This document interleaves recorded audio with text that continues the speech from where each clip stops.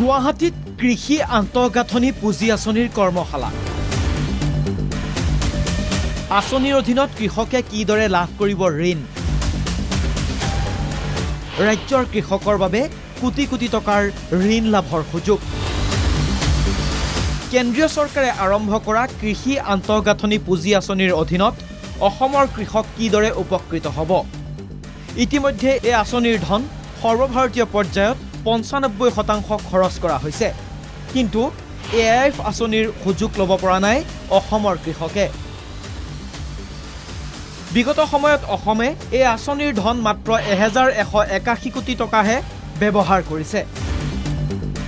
এই ব্যৱহাৰ যাতে আৰু অধিক কৰিব পৰা যায়, এই ক্ষেত্ৰত ৰাজ্যৰ কৃষক সমাজৰ মাজত সজাগতা অনাৰ উদ্দেশ্যেৰে গুৱাহাটীৰ জ্যোতি বিষ্ণু কলা কেন্দ্ৰত প্ৰায় ৪,০০০ কৃষকৰ উপস্থিতিত AIF আঁচনিৰ সন্দৰ্ভত বিশেষ কৰ্মশালা। খুব সুন্দৰ আঁচনি। কৃষি বিভাগৰ এটা পোৰ্টেল আছে। আমি প্ৰথম বেংকৰ লগত প্ৰাৰম্ভিক কথা পাতিলোঁ। বেংক এটাক আমি ধৰিলোঁ যে ভাই আপুনি আমাক লোন দিব লাগিব। বেংকে আমাক উৎসাহ দিলে। আমি AIFৰ পোৰ্টেলত গৈ আমি আবেদন কৰিলোঁ। আমাৰ আবেদনখন তেওঁলোকে শুদ্ধভাৱে পৰিষ্কাৰ চাই চিতি অনুমোদন দিলে।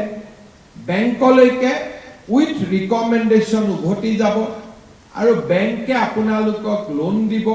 ২ কোটি টকালৈকে ৩% ইণ্টাৰেষ্ট ছাবভেনশ্যন কৰিব আৰু ৯%ৰ ভিতৰত আপোনালোকৰ ইণ্টাৰেষ্টটো লিমিট কৰিব। ৰাজ্যৰ কৃষি বিভাগৰ উদ্যোগত অনুষ্ঠিত এই সজাগতা তথা কৰ্মশালাত কৃষি মন্ত্ৰী পীযুষ হাজৰিকা সহ কেইবাজনো মন্ত্ৰী বিধায়কৰ উপস্থিতিত উপস্থিত কৃষকক আঁচনিৰ সুবিধা ল'বলৈ উৎসাহিত কৰিলে মুখ্যমন্ত্ৰীয়ে। এতিয়া এই আঁচনিখনৰ সুবিধা কোনে পাব পাৰে? ডেফিনেটলি কৃষকে পাব। কৃষক উৎপাদক সংগঠন FPO পাব। প্ৰাথমিক কৃষি ঋণ সমবায় সমিতি পেক্সে পাব। আমাৰ প্ৰাথমিক বা বহুমুখী সমবায় সমিতি SHG, কৃষি উদ্যোগী, ষ্টাৰ্টআপ আৰু APMCকে ধৰি প্ৰায় সকলো হিতাধিকাৰী এই আঁচনিখনৰ সুবিধা ল'ব পাৰে বা ল'ব পাৰিব। উল্লেখযোগ্য যে AIF আঁচনিৰ অধীনত কৃষকে ঋণ লৈ শীতলীকৰণ ভঁৰাল, প্ৰাথমিক সংসাধন কেন্দ্ৰকে ধৰি ভিন্ন কাম কৰাৰ সুযোগ ল'ব পাৰে। ৯% সুতৰ হাৰত বেংকসমূহে কৃষকক দিবলগীয়া এই ঋণৰ মুঠ সুতৰ ৩% ৰেহাই দিব কেন্দ্ৰীয় চৰকাৰে। ৰাজ্যৰ কৃষককো ৰাজ্য চৰকাৰে দিব বিশেষ ৰেহাই। এতিয়া ইয়াৰ লগত যিসকল আমাৰ FPO এই আঁচনিৰ সুবিধা ল'ব খুজিব, যিসকল সেলফ হেল্প গ্ৰুপে এই আঁচনিৰ সুবিধা ল'ব খুজিব, বা যিসকল পেক্স বা যিসকল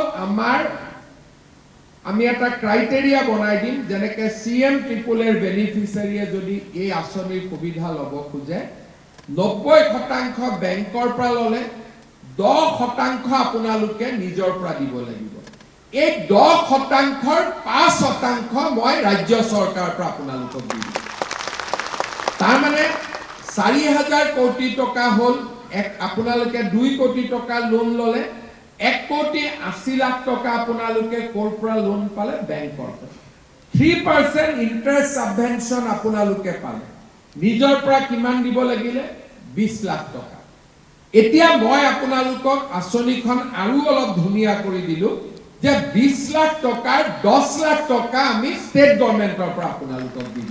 AIFৰ এই কৰ্মশালাত নীতি নিৰ্ধাৰক, বেংক, আৰ্থিক প্ৰতিষ্ঠান আৰু কাৰিকৰী বিশেষজ্ঞসকলেও অংশগ্ৰহণ কৰি সাম্ভাব্য হিতাধিকাৰীসকলক অনুপ্ৰাণিত কৰাৰ লগতে একাংশ হিতাধিকাৰীলৈ একে অনুষ্ঠানতে ১৮,৭৯ লাখ টকাৰ ঋণৰ চেক বিতৰণ কৰে।